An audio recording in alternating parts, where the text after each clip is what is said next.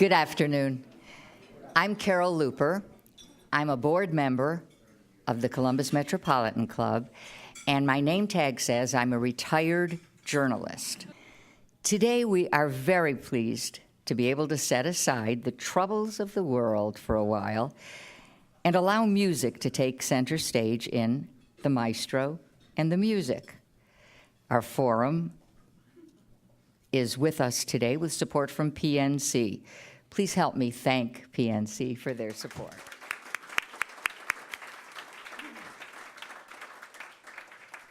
There is much to making music beyond playing an instrument for an orchestra. There is a complex mix of talent, years of practice, and the pure individual leadership of the conductor that skillfully blends the sounds of many instruments into raw emotion. But let's hear about this from those whose passion for music is played out in their life's work. Please welcome concertmaster of the Columbus Symphony Orchestra, Joanna Frankel.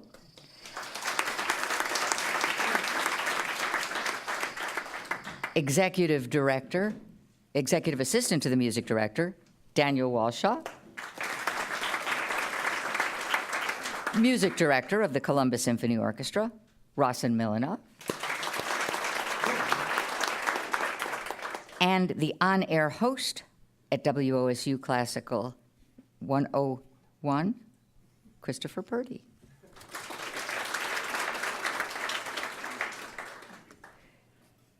The podium is yours. I'm the one with the face made for radio, if anybody asks you.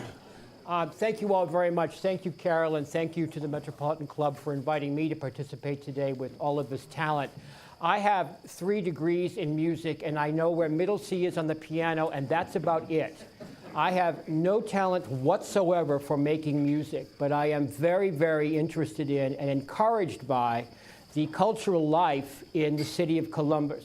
Particularly about 10 to 12 years ago, something happened. There was a shift, and all of a sudden, what had been going along okay and going along nicely blossomed very, very quickly.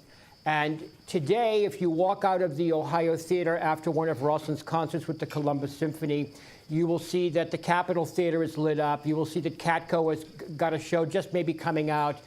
You'll see that the Ballet Meta is doing productions.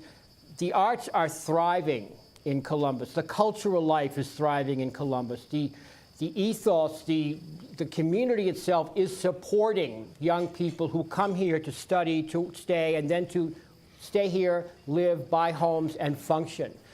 So I am encouraged and delighted, having lived here for 25 years and not knowing where middle C is on the piano, to be an arts consumer and having a great time doing it. So I wanted to talk with our guests about the cultural life of the city in Columbus and the connection of music to that life and music to the community. Before we really get underway, I want to welcome Daniel Walshaw and Joanna Frankel, who are relatively new to the city. They will be and have already been great contributors to our cultural life. If you go to Columbus Symphony concerts, once the orchestra is seated, Joanna is the one who walks out with her violin and tunes the orchestra.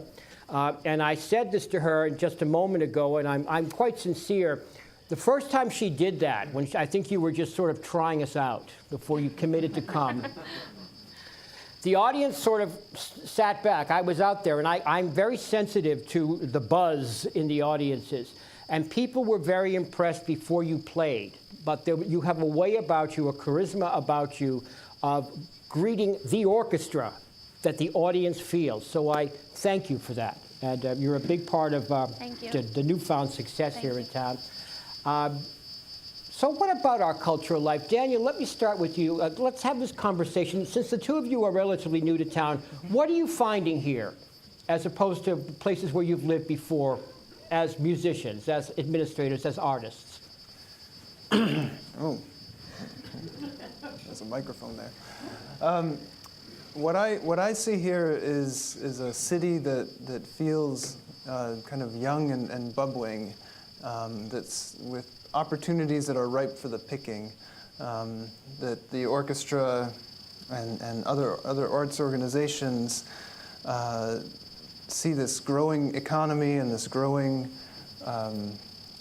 cultural life and finding ways that they can relate to what it means to be that in the Midwest and in this city here, and specifically with kind of a newer vibe to it. So we're excited to be here after Joanna lived in Philadelphia and New York, and I lived in Washington, D.C. and Michigan, and to come here to this thriving and exciting Midwest city, we feel like it's possible to create some amazing experiences and to really boost up the cultural life of the city. So that's why we're excited to be here. How about your perspective, Joanna, as well? I know you're both practicing musicians, but you also have to wear an administrative hat, Daniel. Joanna, you spend your time playing the violin and tuning the orchestra and being sort of the face of the other face of the orchestra. What's your perspective on what you're finding here as a musician, as an artist?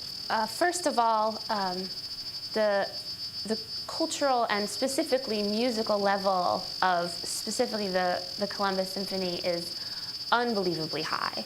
The players in the orchestra are not only talented, but extremely experienced, knowledgeable. They have unbelievable artistic instincts. So I feel it is quite an honor to be serving with these people. As someone who is starting out kind of in a place of a leadership position, I feel that people are so open and so excited about creating things on stage or in a rehearsal. So I feel it's very open. It's very open, it's very free, and also with the community, that there's so many young people that are excited about where we can take this and what classical music specifically can mean to a community. So the vibe for me is very open, very excited, very engaged, and it's wonderful to be a part of that. Not so long ago, I would generally be the oldest person in the audience. Now let me get this right. Everybody's young, right? Everybody's young today coming into the theater. That's just what I'm going to say, but you know what I mean by that. Rossen Milanov, when I first met you a couple of years ago, you told me not to call you Maestro, so I won't call you Maestro. You told me to call you Rossen, which I will do. You've been here a couple of years now. You conduct all over the world. You've lived all over the world. You're just back from Paris conducting the La Scala Ballet, doing Tchaikovsky. You have orchestras in Spain, in New Jersey. You have an orchestra at Chautauqua that many people have visited. What makes Columbus special? What is grounding Columbus musically? Columbus is a unique town for several reasons for me. First of all, geographically, of course, it's part of the Midwest, and when I arrived for the first time in the United States, I arrived in a city that's not too far from here. That's Pittsburgh, PA. So I went to Duquesne University there for my first 2 years, and you could imagine for a person having lived behind the Iron Curtain for, at that time, 24, 25 years, I needed a place that I could feel welcomed, surrounded perhaps by people similar to me, and Pittsburgh is one of the biggest Slavic immigration communities in the United States from the old time of the steel mills. So that's where I learned my English technically, and this is where I got my first master's degree. And I developed that taste for what it is to live in the Midwest. Then the rest of my life took me to various coasts of this country, including the Middle Coast in Chicago for 4 years. And as Christopher mentioned, I never really have stopped traveling for the last 25 years that I've lived in this country. But what makes Columbus really exciting, other than the attractiveness of normal people living in the Midwest, sane people that care about communities, that care about their families, that care actually about the spiritual health of our community, which I think is something very important that I always want to mention when I talk about the Midwest. It just coincided very well with the stage of my career when I was ready to settle in a place where I could make a difference, where I actually could make my legacy. So when we met with the search committee 2-3 years ago, I don't remember, I was guest conducting all over the world. My schedule was more than 90 concerts a year. And I was living out of my suitcase. And then I said, wouldn't it be nice to find a city that is just ripe for me arriving as a cultural leader. And lo and behold, I got a phone call from the administration of Columbus Symphony, and they said, we would like to be, for you to be included on a short list of candidates for our next music director. And I said, sure, let's just start the process. And the important thing, of course, is the musical chemistry with the orchestra. People such as Joanna and Daniel as well, who is now my executive assistant, but he's also a wonderful trained classical conductor and composer as well. So he is not a person that is without very high musical qualifications there. And I started the process and I fell in love with the orchestra. The things that Joanna mentioned right now, that combination of inspiration, experience, dedication, and at the time, the musicians felt a little bit bruised, because I know that everybody in this room is very, very well informed that about 8 years ago, the times for the Columbus Symphony were not the rosiest, let's put it that way. So they were ready for a change. They were looking for someone that could take the responsibility and could take them through those difficult times to the next level. And finally, what made me come here to Columbus is it's you, the audience. That includes both, of course, supporters of the symphony, without who we could not necessarily do what we do, but I'm in love with the Columbus audience, the people that come to the concert hall and make the personal sacrifice of purchasing a ticket. Because to me, with all the choices we have, to spend our $10, $20, $30, $40, $50, depending on what level you want to buy your ticket, to invest, that's a personal sacrifice. You could go and spend them on something else. You could go and buy something to your child. And these people come with the need in their life for something special that I think we provide them with, which is the artistic experience. That's something that you could not possibly attain on your own unless you have a medium to communicate it to you. And this is what we are all about at the symphony. We take the ideas of the composers that they have immortalized on the pages of the scores, and then we bring them back to life. So what you are experiencing on stage is the act of resurrection, which is a miracle. In a way, it is a miracle. How many things you have seen in your life being resurrected? The only time you could see it is when you come to a concert, because the resurrection, you know from reading the script, it's always a secondary account that tells it, because you never know who's seeing it. You know that someone is telling you about you, but you come here to the concerts and you could see how that piece, which does not really exist otherwise, comes back to life and connects us and transports us to places that we have never been. So this is why I'm here, for all these three components. And for these 2 years, I absolutely love it. I love working with people such as Christopher, because deep inside, even though he does not know where the middle C is, Sort of do. he has such a deep love and dedication to the arts that without that support that we get from the people that talk about us, that create the buzz, we probably do not have a reason to exist. So thank you. Well, you do, but thank you.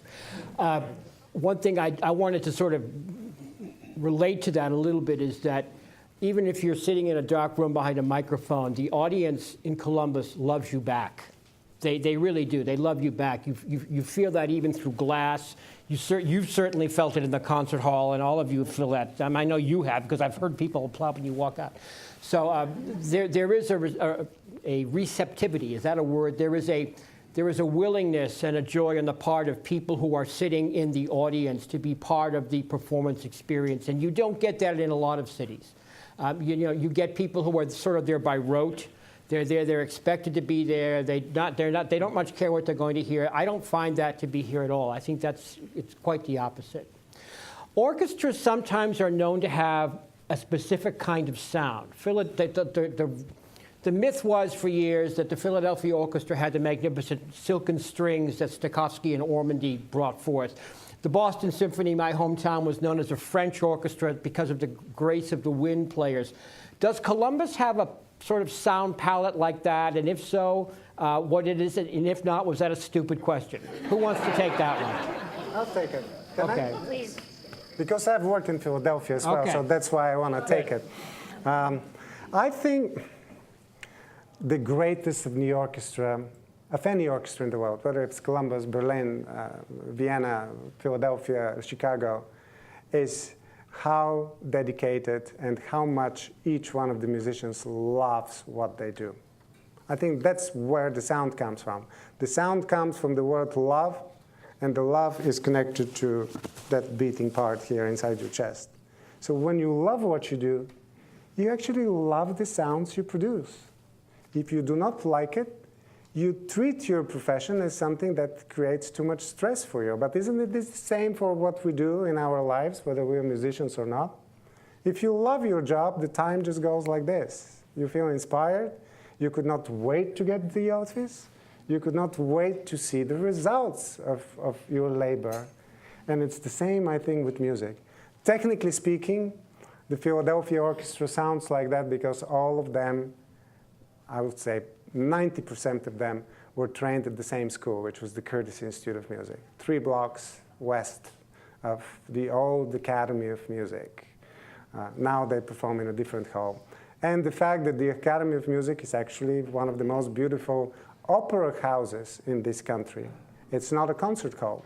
It's an opera house with dead acoustic. Like you could not even get a fraction of a second of a reverberation inside. It was made for singers, so they will have the clarity, so they will not get blurred. So in order to sound good in this hall, you have to create the sound. You have to warm up the sound using your instrument and your skills. So playing in that concert hall for so many years and having them love what they produced with your instruments taught them how to make a dead place sound exciting by using your instruments. We perform at the Ohio Theater, which is one of the biggest secrets in the United States. If people know about this place, this should be a destination for visitors. Have you noticed how beautiful this place is? I don't know whether you could see it from your point of view, but when I am on stage and I walk to greet you, you could not imagine the ceiling that I see. It's the most beautiful thing next to the sky, to me. Like, look up next time. So that's our frame. I mean, we are already benefiting from placing our musical performance in the most gorgeous frame that there is on earth. So how wouldn't you like this painting if it has this frame? But the sound of the Columbus Orchestra, I think, has changed a lot with the people that play in it. Joanna is now here. She brings a completely different level of sound concept to the orchestra. We have a new principal trumpet player who just replaced Tom Battenberg. He also brings his own idea of sound. And my job is really to unite these people with their own voices, with their own ideas, with their own desire to do their best. Because there is no musician alive that wants to make a bad impression on a conductor. Or there is no musician that wants to crack a note or to play a note out of tune. These are things that we don't do. We always go for our best. Sometimes they do happen, but they do happen because we take risks, which makes, again, that live performance exciting, because life without risk, to me, is very predictable and put it very bluntly, just boring. I was just going to say something about risk. For me, when I'm playing, if I take a risk and I make it, it's extremely addictive. So it will encourage then, I will then be encouraged to take more risks. And I always remember this, that I might miss something, but when I get it, it's unbelievable. And it's spur of the moment, so the audience can feel this. Or when Rossen takes a risk with, if he feels something and we feel something together and do it that we haven't done before, that's exciting. And you will feel in the audience excited, but because we are excited that it all worked out. I think the audience, and I see this happen, people open themselves up to wanting to sit at the edge of their seat wondering what's going to happen next related to that risk thing. And I think that's a mark of a great performance and a great piece. When the audience is not like this, but they're like this. You know, they're really wanting to know what happens next. Even if it's a Beethoven symphony they've heard 100 times. It happened this past weekend. People were very, very reactive to works that might have been familiar, but a lot of people were hearing them in the hall by the Columbus Symphony live for the first time, and that made an enormous difference to that. Daniel, let me turn to you. You're also an administrator and a composer, I believe, as well as a conductor. Briefly touch upon what it is to be, what you're finding it to be an arts administrator in this community. In Columbus specifically. That's where, yeah. As we've only lived here for just about 2 months now, but it's fascinating for me to work in the Columbus Symphony, as Rossen mentioned earlier, that it has gone through some restructuring over the past 6 years, and now it's part of this bigger organization of shared services with the Columbus Association of Performing Arts. And because of that, I get to work with a lot of fascinating colleagues that aren't necessarily specifically musicians or have musical backgrounds, but bring a lot of different backgrounds to just putting on performing arts concerts and engagements. And for me, that has been a wonderful experience thus far, to have in this city where I know there are other public-private partnerships in business, to see also in the arts that there's also a unique business model that I think can be shared around the country, just as I know, I just learned the other day that in Harvard they teach a course on the public-private partnerships that happen in Columbus.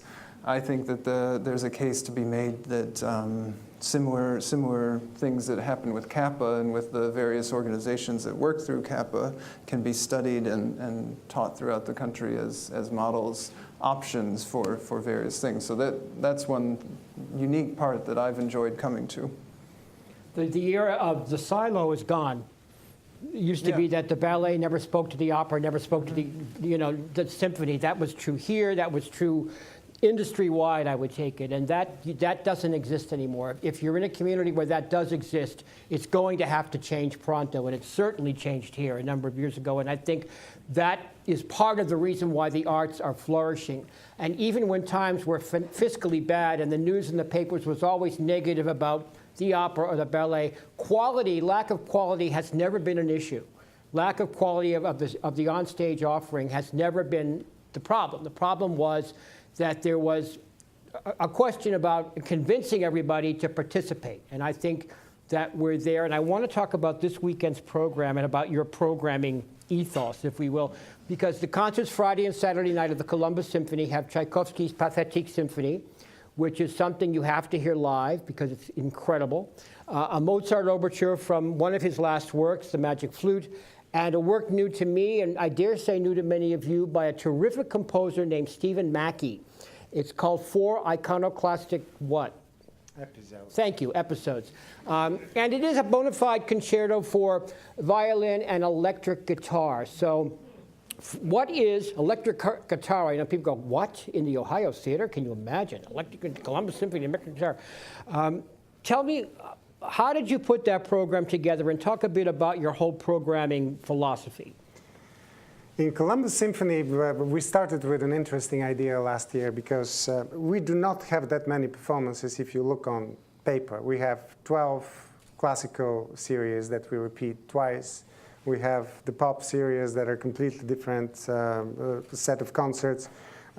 We have, of course, quite extensive education services and community outreach that most likely you don't get to see, but your children or your grandchildren most likely are exposed to throughout the year. And then the fourth element is our extensive summer series at the Columbus Commons called Picnic with the Pops, which I'm sure many of you have enjoyed the music under the stars. What was very important for me is to identify each one of those 12 concerts that I mentioned first as part of our classical series as unique experiences.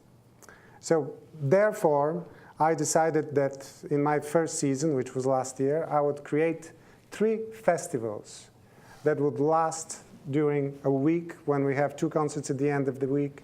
And then we will do a lot of other events that are related with other partners in the community. For instance, right after this conversation today, Joanna is going to the Columbus Museum of Art at 2 o'clock, where she will be performing with 3 of her colleagues from the string section, the last string quartet of Ludwig van Beethoven as part of a program that's called Mozart to Matisse, which combines visual art from the collection of the Museum of Art of Columbus with music, with a little lecture and a little guided tour of paintings that relate to last works of composers, because that's the theme of this festival going on right now.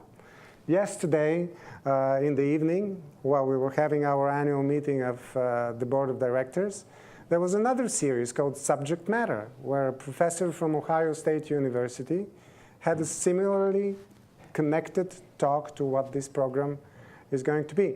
Not only that, for those of you that do not necessarily like visual art or lectures, there is something a lot easier to appreciate, which is a partnership with a local restaurant. When a chef creates a specifically designed dish that is related to the weekend program, which is called Sound Bites. You'll figure out how to spell it, right? It's a little different. So you go to the restaurant, and then you see that dish on the menu, which, let's say it's called Pathétique, Tchaikovsky Pathétique, for the last symphony of Tchaikovsky. And then you taste it, and then you say, oh, yeah, I could see that.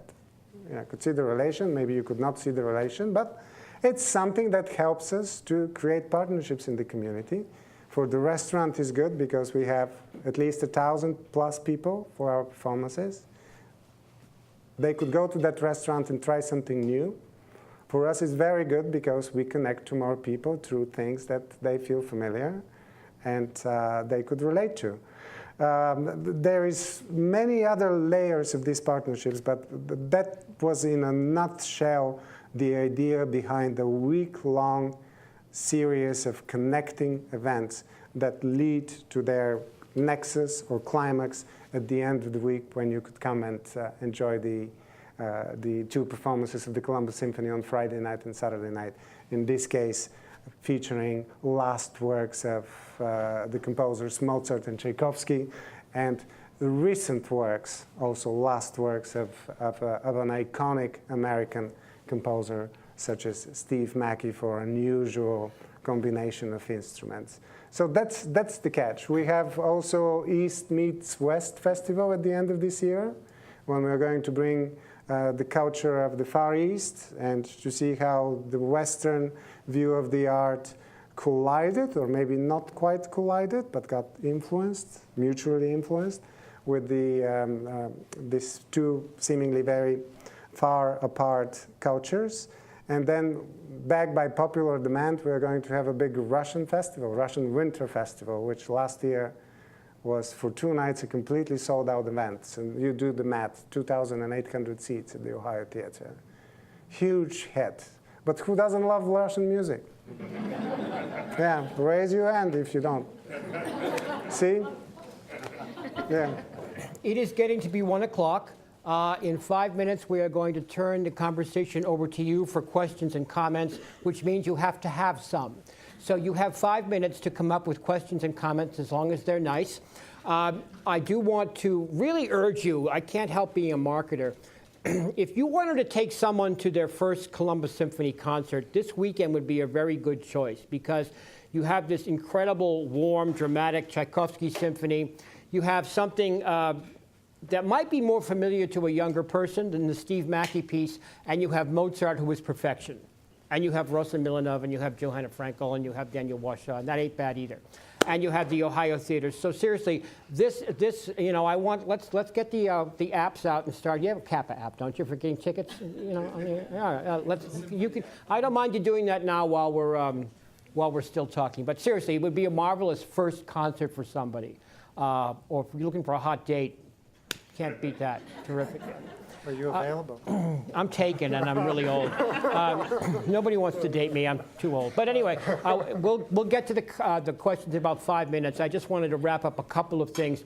Do you think this city, if you go to Severance Hall in Cleveland, it's what, 1,700 seats? Symphony Hall in Boston, about 1,700 seats. Acoustically magnificent, built for orchestras, always sold out. I always say when you walk into the Ohio Theater for a Columbus Symphony concert and you see the house half filled, that if this were Severance Hall, it would be sold out. If this were a hall that was built for a symphony orchestra, you wouldn't be able to get in. You'd have to subscribe, which is the case in many other cities. The Academy of Music was like that, too. Do we need a concert hall, a bona fide new concert hall? That would be absolutely lovely. Do you Okay, have sell it. someone, This is the crowd, baby. Do you Sell have it. someone that could pay for it? Well, I'm just saying, this is the crowd. Sell it. Absolutely. No, I could see it actually right here. Yeah. I could see it right here. I mean, look at the river. You need a concert hall, but you actually need an architectural landmark for Columbus that we recognize. Because people were asking me, we were having some conversations. So what's the typical thing in Columbus that kind of everybody sees, or it's Sydney's Opera House, or the Empire State Building in New York, or Independence Hall in Philadelphia, or the Hancock Towers, or Sears, depending on your style, in Chicago, or whatever, the Navy Pier. So what is that landmark for us here? So if we build something new, rather than going cheap and functional, I think we need to put this place on the map by getting an architectural masterpiece here. That will bring people to Columbus to visit it. Like, look at the Guggenheim Museum in Bilbao, Spain. Bilbao, nobody wanted to even stop in that town. No, it was all steel mills at the time, until they decided, okay, let's just clean all the steel mills and let's just put this beautiful Guggenheim Museum right down by the river, with the parks, with the beautiful bridges by Calatrava, by another architect. Now it's the hottest city in Europe. Transformation of an enormous proportion. So maybe when we think about developing here the west side of Clintonville, right? No, what is it? Franklinton, sorry. When we think about developing that We don't side... want a building in Clintonville. That's where I live. We like it. No? I think it's much better to think big. Whether if it's going to be a concert hall or not, that's for the community and the leaders to decide. But I think we need something in Ohio, here in Columbus, to put us on the architectural map of the people that care about this type of things. And we'll feel better as a community, too, I think. We'll be prouder. So. The Russian festival. Well, I love the Ohio Theater. Don't get me wrong. No, I do too. I was just going to say it. it's a great opportunity to have to make sure that every concert has that other half filled. That the whole, and the Russian festival did do that when you did the Rachmaninoff and the Tchaikovsky. You couldn't get into those. People were being turned away. Well, think of it that you always get an extra empty seat next to you, so you feel a lot more comfortable. Well, I don't mind flying in a jumbo jet between Columbus and Philadelphia. I'll feel much better than on those little clam planes. So there's always a good thing. That's okay. We need the ticket revenue. I'm going to sell that seat next to me. All right. That's fine, as long as they bathe. Well, I think it's getting to be time for our questions. Yeah. I think that people are being asked to use the microphone over here, as I understand that. We've got about 10 minutes, so yes, sir. Greg Brown. I'm sorry. We do ask you to identify yourself and refrain from editorial comments. The election's over. Deal with it. Go ahead. Yeah, I know. Wow. Took my fun away. Greg Brown, Graham Family of Schools. Joanna, would you play? I see a violin there. Not for free. I can play. Okay. I'll give up my 5 minutes to listen to you play.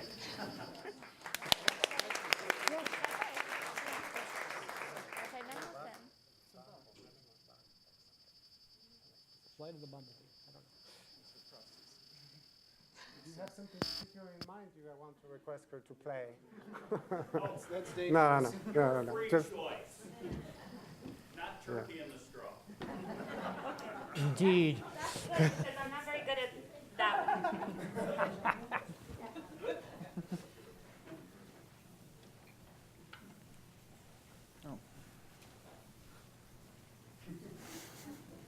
I might have to stand on the floor. Oh, No, it's fine, right? yeah, as long as you don't hit the lights, but maybe that would be very exciting if you hit three.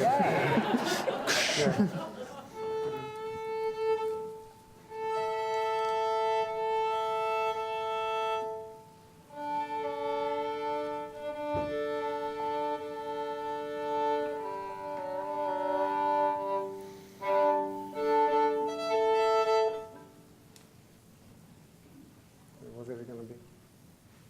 I think I'll play a bit from the slow movement from Bach's A minor sonata.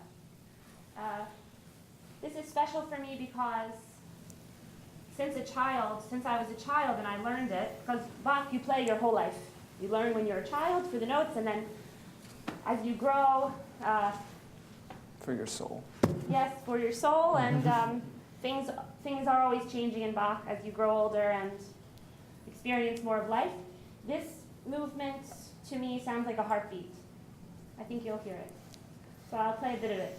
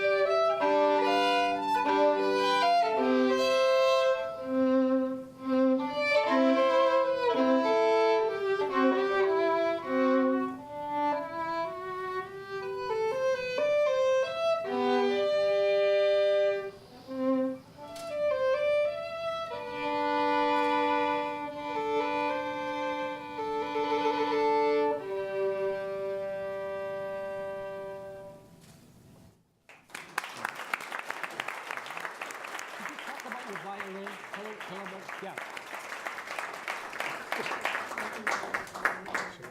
Did you hear the heartbeats? Yeah. Yeah, it's always a choice on how you want to bring that out. Some people play, well, I suppose I play it differently every time I play it, but some people play very regular with that pulse, but my heart is always going in different rates. So I do it as I feel at that moment, a little more, a little less. Christopher just asked me to speak about the violin. This violin was made in 1819 in Naples by a violin maker named Gaetano Vernaccia. It's a violin that my parents, I was lucky enough that my parents bought it for me when I started to prepare to audition for conservatories. And so it's been with me and a special friend for a long time. Thank you.